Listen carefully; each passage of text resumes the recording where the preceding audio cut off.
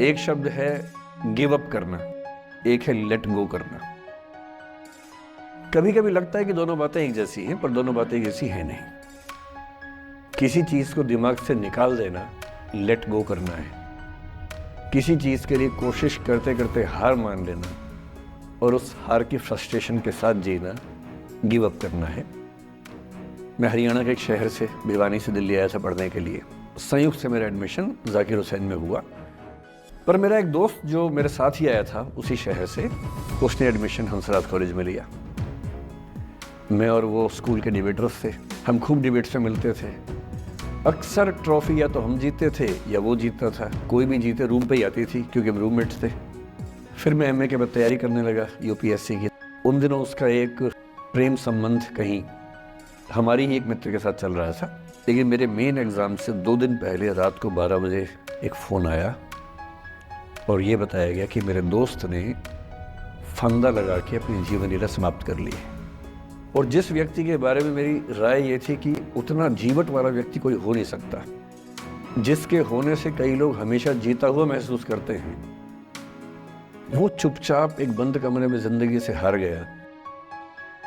मैं आज तक नहीं समझ पाया कि ऐसा कैसे हुआ। तो जो हल्का हल्का अनुमान हुआ वो है कि शायद कुछ ऐसा था रिलेशनशिप में जो नहीं संभल पाया था। रिश्ता टूट ना जाए इसका दबाव बहुत ज़्यादा था और वो दबाव झेल नहीं पाया।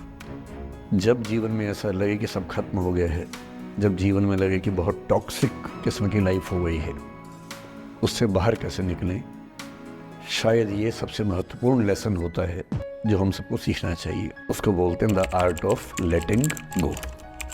जाने दो।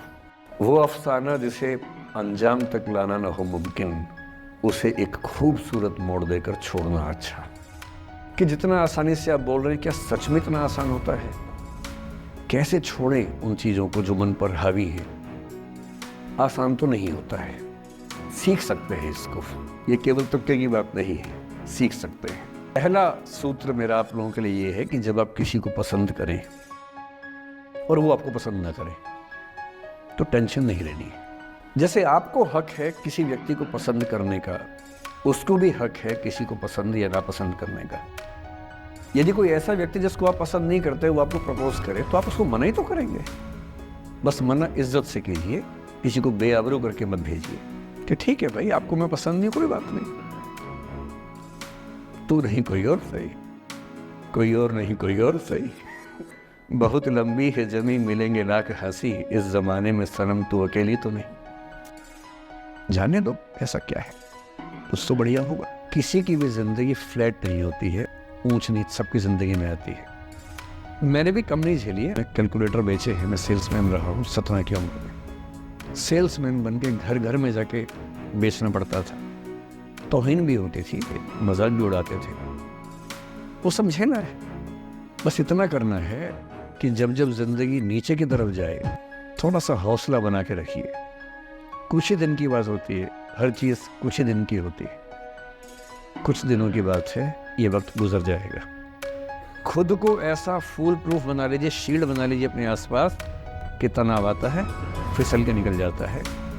और अगर आप तनाव झेलने के लिए समर्थ हो जाते हैं, लेट गो कर देते हैं, मैं दावे से कह रहा हूँ, सफल कितने होंगे मुझे नहीं पता, जिंदगी आपकी शानदार होगी, ये मैं गारंटी दे रहा हूँ। और जितनी जिंदगी आपकी है, जितनी सांसें आप कहते हैं कि लिखी हुई हैं, गारंटी से कह रहा हूँ कि 10 साल बढ़ जाएंगे। इसलिए ये सीखना बहुत ज़रूरी है कि कैसे लेट गो करना है जिंदगी की चीज़ों को। जीवन में बुरा अनुभव हो, सबको होता है, आपको भी होगा। जब जब बुरा अनुभव, मेरा सूत्र वाक्य है, मेरे दिल में गुथा हुआ है, दिल पे छपा हुआ है, सबको बोलता हूँ, आपको भी बोल रहा हूँ। एक लाइन याद रखना, क्यों डरे जिंदगी में क्या होगा, कुछ ना होगा तो तजुर्बा होगा।